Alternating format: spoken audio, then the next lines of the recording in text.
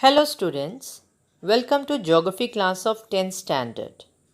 We are doing chapter number 15, Transport. So far we have discussed about the modes of transport, roadways, Indian railways, airways with their advantages and disadvantages. The objectives of the topic are to study about the waterways of India.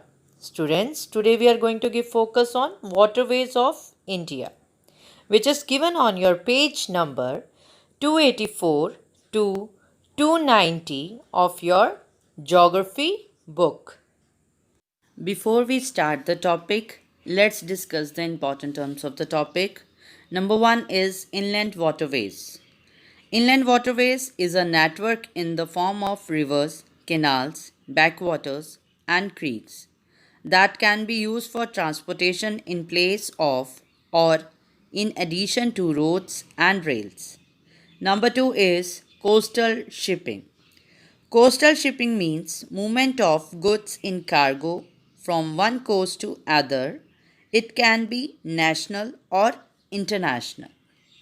Let's start with the introduction of the topic.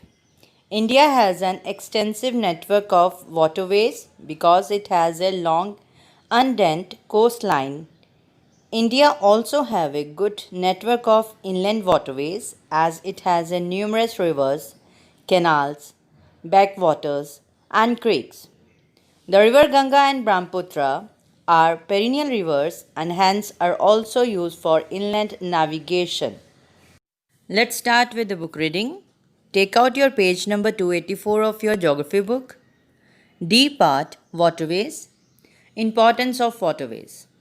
Waterways are the cheapest mode of transport, especially in India. India has a long coastline of 6,000 kilometers approx and inland navigable waterways of 14,500 kilometers in length, which comprise rivers, canals, lakes, and backwaters. Here, backwater means a part of river not reached by current where the water is stagnant. It is a fuel efficient and environmental friendly mode of transport. They are most suitable for carrying heavy and bulky goods.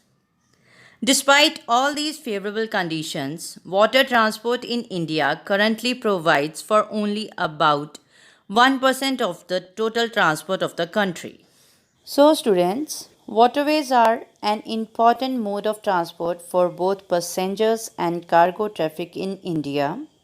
It is the cheapest means of transport and is most suitable for carrying heavy and bulky material. It is a fuel efficient and eco friendly mode of transport. Come back to the reading again. Types of waterways. Water transport can be broadly divided into two types: inland water transport and coastal shipping.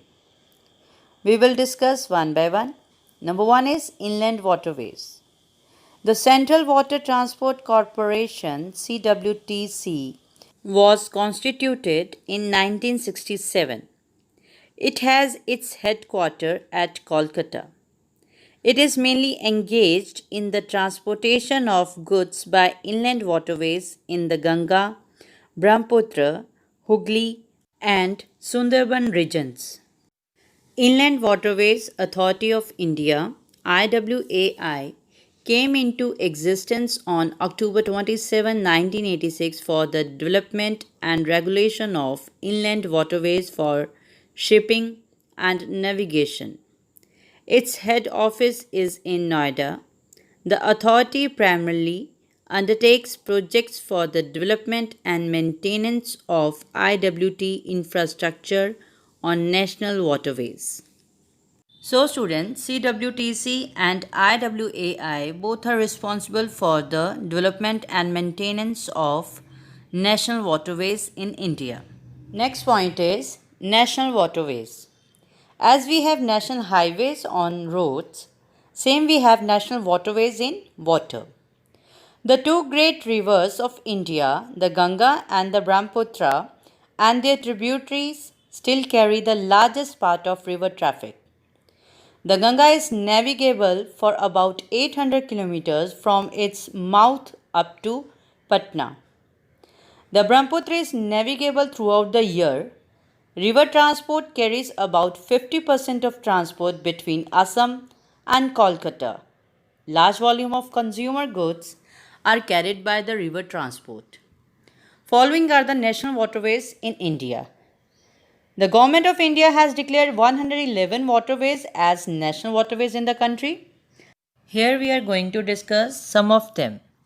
Number 1 is National Waterway number 1.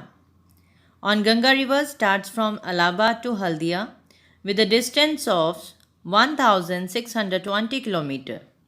It is the longest national waterway in India. Next is the National Waterway 2, a stretch of Brahmaputra River from Satia to Dhubri in Assam state.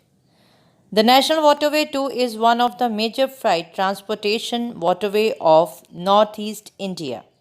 Next is the National Waterway 3 or the West Coast Canal is located in Kerala state and runs from Kollam to Kottapuram. The 205-kilometer long West Coast Canal is the first waterway with all-time navigation facility. Next is the National Waterway 4, Kakinada to Pondicherry through canals, Tank and River Godavari along with Krishna River. The National Waterway 4 is the second longest waterway of India with a total length of 1095 km in Andhra Pradesh and Tamil Nadu. Next is National Waterway 5. The National Waterway 5 connects Odisha to West Bengal. The 623-kilometer long canal handles the traffic of cargo such as coal, fertilizers, cement and iron. So students, national waterways are also given on page number 285. Full-fledged map is given over there. You can take help from there also and revise all the waterways given on that page, figure 15.10. Next point is major ports and shipping, which is given on page number 287. Ports, a town or city with a harbour or access to navigable water where ships load or unload. Ports play a crucial role in the economic development and international trade of India. India has a 7,617 km long coastline with 12 major seaports and 187 minor ports. The major ports are under the jurisdiction of the central government, while the minor and intermediate ports are managed and maintained by the respective state governments. The major ports carry about 75% of the total traffic, with Visakhapatnam handling the maximum traffic. So students, in India we have 13 major ports, 12 are under government and 1 on corporate sector. With that we have 200 minor ports and intermediate ports.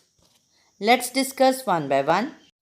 Number 1, in West Bengal we have 2 major ports, Kolkata port, which is a riverine port, and other one is Haldia port, which is built on river Hooghly. In Odisha we have Paradip port, which is an artificial port and it has its own railway system and coal handling power. Next, in Andhra Pradesh we have Visakhapatnam port, which is the one of India's largest port and oldest shipyard port. In Tamil Nadu, we are having 3 important ports. Number 1 is Chennai port, second is Ennore port and Tuticorin port. Chennai port of Tamil Nadu is an oldest and artificial port. Tuticorin of Tamil Nadu, it is an artificial deep sea port. And the last one, Ennore port, is the first corporate port in India. In Kerala, we have Cochin port, which is famous for its traditional spices in all over the world. Next, in Maharashtra, we have 2 major ports. One is Mumbai port. It is a natural port and one of the oldest, biggest and busiest port in India. Other one is Jawaharlal Nehru port, which called as a king port of Arabian Sea. In Goa, we have Marmagaon port, which is the earliest modern port and it also has a naval base. In Karnataka, we have New Mangaluru Port. It is a deep water all weather port. And at the last, we are having Kandla Port. It is in Gujarat, which is a tidal port, and this port was built after partition, as Karachi Port on western coast has gone to Pakistan. It is a hub for the major imports like crude oil, chemicals, textiles, and iron, whereas salt, textiles, and grains are exported from this port. Students, Union Shipping Ministry administrate the major ports. Minor and intermediate ports are administered by the relevant departments or ministries in the 9 coastal states. Next point is advantages of water transport. Number one is less maintenance cost. Maintenance cost of water transport is quite less as compared to rail and road transport. Cheap. Water transport is much cheaper as compared to rail, road, and airways. Useful for bulky goods. Heavy and bulky goods can be transported easily at little cost through water transport. Helpful in defense. Development of shipping is essential for the defense of the country. It is also called second line of defense. There is lesser pollution in water transport. So student, these are the advantages of water transport. Water is the cheapest means of transport because the fuel used to run is less than land transport. Building of infrastructure like roads and bridges is not required. It is also used to carry bulky goods easily. Despite these facilities, we are having some disadvantages of water transport. Number one is slow speed. It is a slow means of transport. Failure of monsoon results into fall in water level of river making navigation difficult. Next point is more risky. Water transport is more risky as compared to other means because there is always danger of sinking ships or boats. In most of the rivers in India, floods are caused during rainy season when water current is so torrential that it becomes difficult to ply boats. Ply means make use of. Rivers of South India flow in rocky areas, hence they are not fit for plying boats. Diversion of river water for irrigation purposes has also reduced the importance of inland water transport.